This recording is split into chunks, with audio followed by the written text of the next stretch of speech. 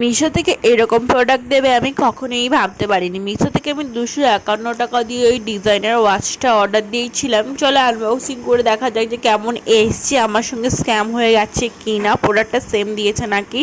আর যখন আনবক্সিং করে দেখলাম পুরো ডিটো দিয়েছে ওয়াচটার। ওয়াচটা না খুবই সুন্দর, একটা ক্লাসি ওয়াচ, পার্টি ওয়াচ। এর মধ্যে স্টোনের কাজগুলো কিন্তু খুবই সুন্দর লাগছিল।